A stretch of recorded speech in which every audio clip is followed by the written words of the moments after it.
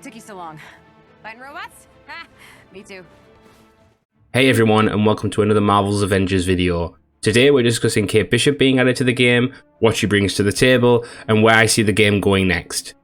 Hope you guys enjoy, and if you do, please share, like, and subscribe, and hit that notification bell.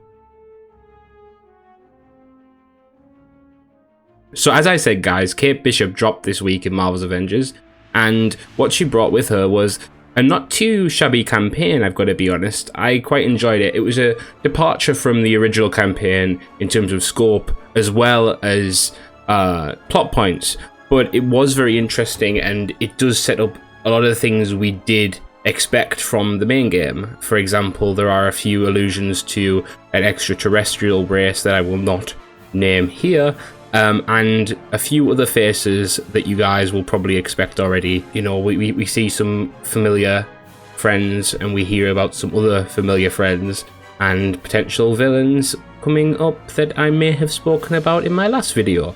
But yeah, so I've got to be honest, the story was very gripping. I actually was surprised how much was there. I know some people will be kind of dubious of that. I mean, it took me about 3 hours to play through the campaign for this content drop. I think people are concerned that if this is going to be the rate at which content drops, about 3 months, then we kind of have an issue where, you know, you're only getting 3 hours of story or campaign or kind of development in 3 months spurts.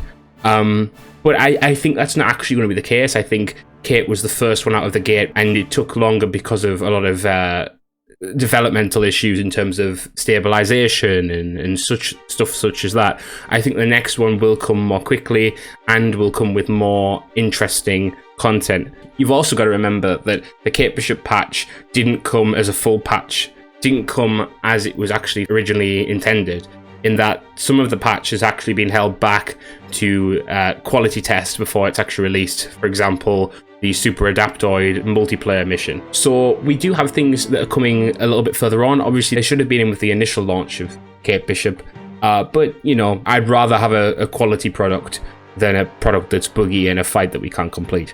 So yeah, that's kind of where we're at in terms of the content and the amount of content.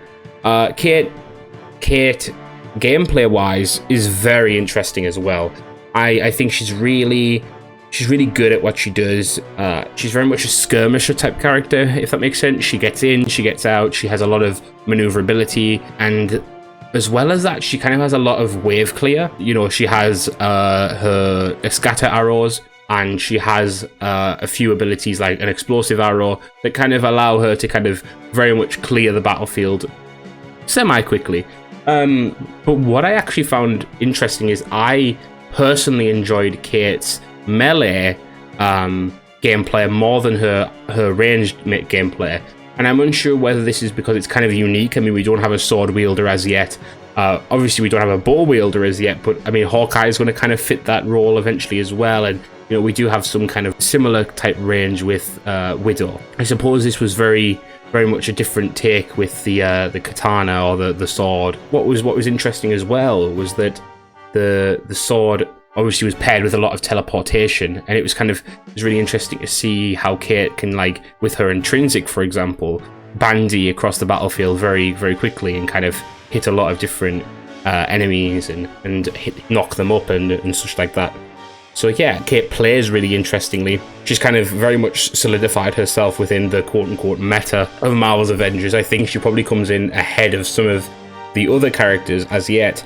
Even her traversals are really fun. Like, you know, you get to teleport from place to place, and it feels like the tracking for those are better than some of the other characters. So that's really fun. Otherwise, I think her skins and her emotes and such like that are, again, very unique. They're not like anything we kind of have in game. They're a lot more fun.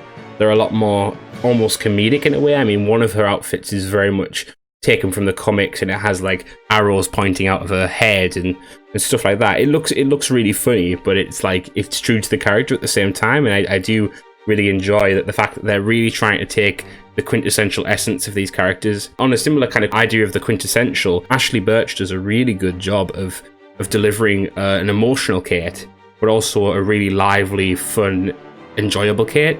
And so she really fits into this team that, you know, we learned about 3 months ago when the game launched. It was kind of hard to see her in regard to some characters. For example, Thor and her had no real interaction. Her and Kamala shared maybe one line, and it seemed like they had interacted off screen, but we hadn't seen that, which is kind of disappointing to a degree. But, you know, it's to be expected in what is the first content drop of many for the game. And I imagine Kate is going to feature very heavily in the next chapter as well, that being Hawkeye, of course. So that's to look forward to. Interestingly, I think this was the right move. I think a lot of people are saying that Kate wasn't the right move because she's not well known. But funnily, as Kate launched, there was a lot of leaks as to the Hawkeye series that will be coming out on Disney+. And seeing Haley Steinfeld as Kate Bishop has kind of generated some kind of buzz around Kate Bishop as a character anyway. So I don't know whether that was intentional on Disney's behalf, perhaps, or perhaps even on Crystal Dynamics' behalf, but it seems as if, luckily, Kate has come at a time where maybe more eyes are on her than we thought. And so that will be really, really interesting to see if that kind of shows up, if that kind of correlation between, hey, we're doing this in the MCU, we're doing this in the comics, let's transfer that into the game, let's kind of almost pseudo promote it, you know? That would be very interesting, obviously, so long as it doesn't begin to rule over the game itself. Another reason why I think Kate was the right choice is that I think you get to build into a bigger story by going with Kate first. Kate wasn't risky. If you put in a bad Kate, it would not have been the end of the world for the game because of where it already was. Hawkeye, if they'd done him first and everyone had come back and then he had been bad, the game being not so great and then Hawkeye not so great would have been more detrimental than the game not being so great and then Kate not being so great. Luckily, what they got is actually a situation where Kate is a really good addition, and so you've banked a win that kind of helps you along without ever having hindered you or potentially having hindered you. So that was really interesting. And, you know, there was other things that are really interesting going forward as well. There was like a name drop of Wakanda. I mean, we all know Black Panther will come eventually, but it's nice to kind of see that they're already moving in that direction. One thing I think that is obviously still a prevailing issue is the lack of different enemies. I mean, I talked about this at length again in one of my previous videos, but the lack of enemies, the lack of different enemies, apart from a few different adaptoids and different exos, is kind of starting to be even more apparent. You know, Kate's missions don't really diversify that too much.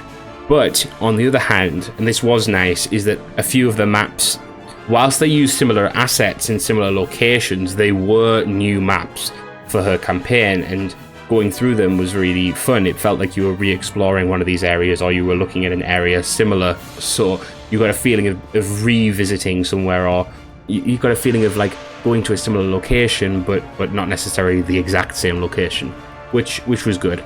So basically, guys, my summation of this first patch, this first big content drop for Marvel's Avengers is that it's good, but we need more.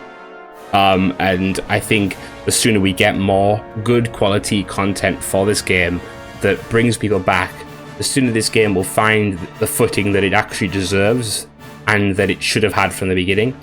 You know, there's only a finite amount of time in which you can recoup interest. I mean, for example, the thing is with Kate is that she came out 2 days before Cyberpunk 2077 was coming out, and that has become the new benchmark for good games. So Avengers is kind of contending with a big rival there, and I don't think they won.